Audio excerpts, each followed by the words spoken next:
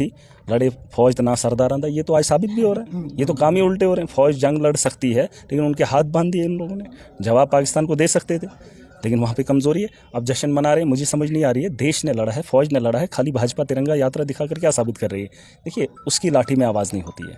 जब पाप का घड़ा भर जाता है, इनके अहंकार के वक्त अब ख़त्म हुआ है। अब ये कुछ भी बकेंगे, कुछ भी बोलेंगे और ये खुद अपनी नज़रों में खुद गिरेंगे। हर आए हैं, फिलहाल तो हमने जम्मू का एरिया देखा जो बॉर्डर का रहा है, वहाँ पे नुकसान हुआ है लोगों का। और अभी रजौरी में आए हैं, रजौरी के अब कुछ इलाकों में जाएंगे, देखेंगे जहाँ पे लोगों का नुकसान हुआ है।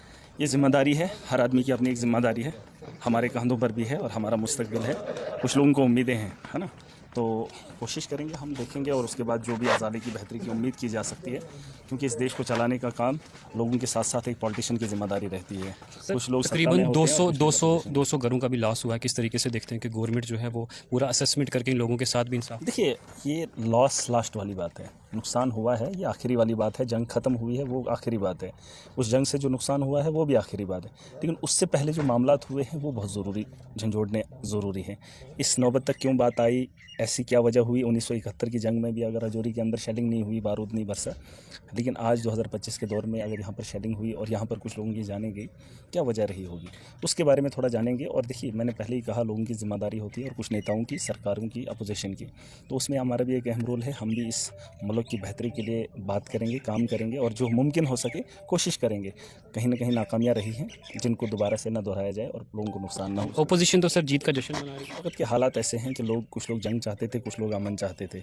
सरकार ने जो स्ट्राइक की है वो तो सरकार इस वक्त तिरंगा यात्रा निकाल रही है, लेकिन सवाल ये है कि अगर जंग मिल के लड़ी, जंग अगर भारत ने लड़ी, तो जश्न सरकार क्यों बना रही है अकेले, और वो भी भाजपा के नाम? या तो सरकार मनाए ना पूरे देश के साथ। जिस तरीके से जंग का ऐलान हुआ, पाकिस्तान को जवाब देने के लिए सारी पॉलिटिकल पार्टीज इकट्ठी हुई, लोग इकट्ठे हुए, तो एक साथ जो है एकदम हमने जवाब दिया।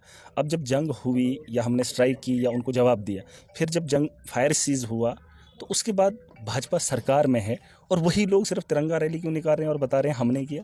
फौज का क्या रोल रहता है फिर? अरे, आर्मी देश की है, भाजपा की नहीं है, और देश भाजपा का नहीं है, ये मुल्क लोगों का है, मिलकर हमने जंग लड़ी है।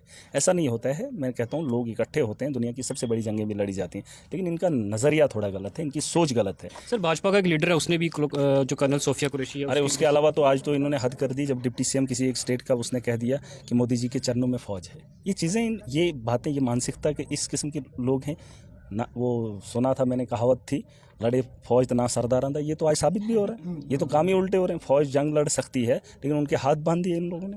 जवाब पाकिस्तान को दे सकते थे लेकिन वहाँ पे कमज़ोरी है। अब जश्न मना रहे हैं, मुझे समझ नहीं आ रही है। देश ने लड़ा है, फौज ने लड़ा है, खाली भाजपा तिरंगा यात्रा दिखाकर क्या साबित कर रही है? देखिए, उसकी लाठी में आवाज़ नहीं होती है।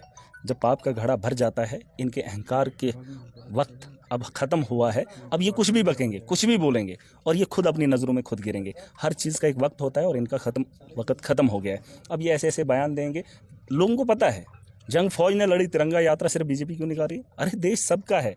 अगर देश लड़ाई में सब इकट्ठे थे तो तुम्हें जंग खत्म होने के बाद या जंग जीतने के बाद खाली भाजपा क्यों तिरंगा यात्रा निकाल रही है? ये सवाल बहुत है बीजेपी के लिए और उन लोगों के लिए भी जो अंधा होकर भाजपा के साथ खड़े हैं, अंधे होकर मोदी के साथ खड़े हैं। देखिए, ये सवाल जायज़ बनते हैं, ये कोई सियासत नहीं है भाई। जो खेल हमें दिखाया जा रहा है, क्या वो सच में छुरी उस बच्चे की गर्दन पे चल रही है? क्या हमारी आंखों की कमी है या हमारी आंखों के साथ धोखा किया जा रहा है?